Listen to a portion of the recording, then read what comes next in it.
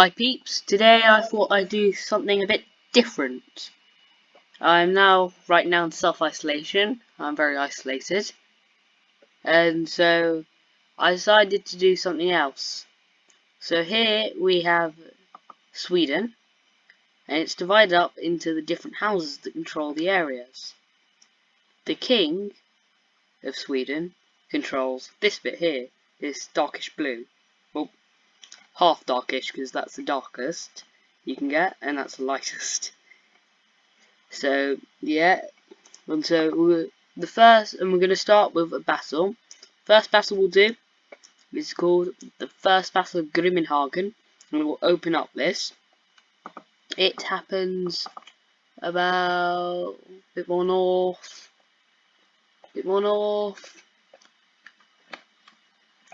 happens about here, in the Grimminhagen Pass, between House Cardolan and House Huxley. House Huxley is led by Ungrim Ironfist.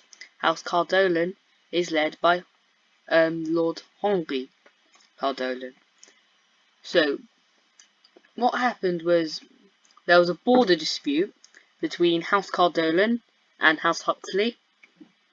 House Cardolan having taken part of House Huxley's territory, the northern part of House Cardolan's territory, which was formerly known as West Bothinia, and was owned by House Huxley, so House Huxley bear a grudge against them for that. So House Huxley only own right now North Bothinia. They're a bit unhappy about that. And so, trying to take claim to North Bothinia, House Cardolan marched through Grimminhagen Pass.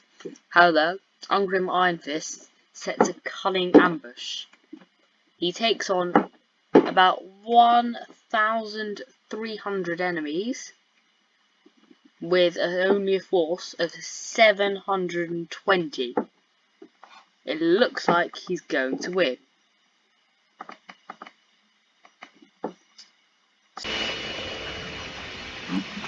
Okay, so here we are.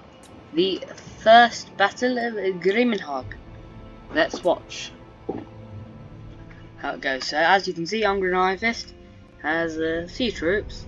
Well, the Chevaliers of House Cardolan have 2 groups of bowmen and a ton of cavalry. Just a ton of cavalry. It's a very mobile army. So as you'll quickly see, House Huxley make a mistake in deployment. They should have, instead of deploying up here, they should have deployed a unit here.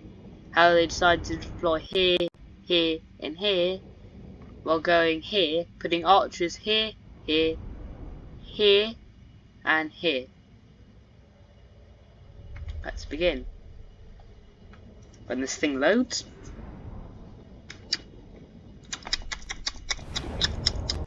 Here we are. And here he goes. And you can immediately see, here are the giant slaves charging in, charging down from there, charging down from here, and charging down from here. And then nothing happens down here, so we'll see the first one. So as you can see here, they get flanked by those mounted yeomen, and they're going to get rear charged later. And surprisingly, these giant slaves have a better charge bonus than the cavalry that they're facing. Here, it's looking pretty good, but down here, it is not looking that good. Ungrim Ironfist is here to help out. However, these giant slaves are up against about 5 units of mounted yeomen. 4 units of mounted yeomen, along with their lord. Here, another group of mounted yeomen come in at the quarreller's back, along with this group of mounted yeomen. Not looking good. Not looking good. Well, here, that unit breaks that. The giant slaves there break that unit, and they will come charging down here. While the quarrelers over here are shooting those peasant bowmen to pieces. As you can see, while the quarrelers, I noticed this threat here, but while the quarrelers tried to form up to face that threat, they got recharged. But they held their formation very well, as you can see. They just are facing the wrong way down there. but it's a bit hard to face both ways at once, so yeah. Here, the Giant Slayers are getting a bit of rest, and as you can see they're running down these mounted yeomen. Some of them are armed with pitchforks, which probably wasn't a good choice of weapon when they were giving up their weapons. Now here, this unit of quarrelers turns in to start shooting here with the peasant bone breaking, while the other one continues shooting, making sure they do not come back. Now here, the enemy lord is being a bit of a nuisance to my lot. He's charging through us quite a bit. But my Giant Slayers are taking it. 68. They've lost 12 men. 12 men. 13 men now. And they're just whopping up the kills. Here, the Giant Slayers have lost 4 men. Here, 8. It's just, what the heck? Here, 3 men. And the quarrelers here, 1 man was killed. 1 quarreler. Oh, now I think they've lost a bit more. Oh dear, that is not looking good. 26, 29, 30. However, Ungrim is just routing this group of mounted yeomen and is going to charge after the enemy lord. A lot of the enemies are routing. Oh no, 13 lost from that unit, 3 lost from that unit, and 5 lost from that unit. But these Giant Slayers know what they're doing. They can do this. 36 they've lost. Come on. I'm sure they can do this because I've done the battle.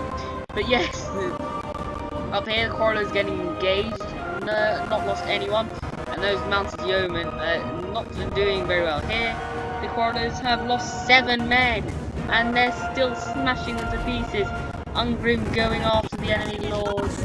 In a Titanic crash. But the enemy lord, do you know what he does? Do you know what he does? You know what he's gonna do? He's gonna run away. He runs away. I really hated that. Fortunately, I noticed him run away, and I sent Ungrim after him. So here you will see a Titanic clash. Ungrim Iron Fist against the Chevalier. Pesky chef. Ungrim. Ungrim. Here's Ungrim. He's running up the hill. Silly Ungrim. That will lose you a bit of charge bonus. And look at that. Look at that. Ungrim gets knocked backwards, but that doesn't stop him from trying to take a big chunk out of the enemy lord. The enemy lord is very tired. He's wavering. His army's lost many men. I mean, most of his army's either dead or routing. And then he runs away. He just runs away. He goes and runs away. And that is disgusting. And that is the end of the battle. As you can see, Ungrim over here, on his short legs, he was born a dwarf, trying to chase after a guy riding on the horse. Not sure how he's going to manage that. My quarrelers haven't come down from there. More quarrelers up here. Quarrelers here having routed their enemies somehow. It doesn't really make sense. It just goes to show that some units are trash and some units are just great. And that maybe the dwarfs don't need a rework.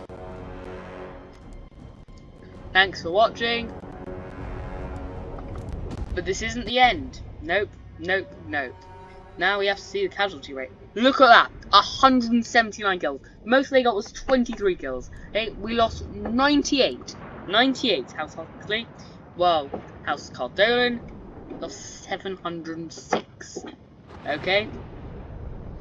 Being outnumbered by 500 at the start, Ungrim goes on to be about 150 ahead. 149 killed, 109 killed, 131, 34, 38, 35, 18, 7, the lowest was 6. The lowest here was 0, the highest was 23, the highest here was 179, the lowest was 6. I mean, none of the units were fully wiped out here, but they lost so many casualties that they're not going to ever come back from that. So, ever come back from that. So,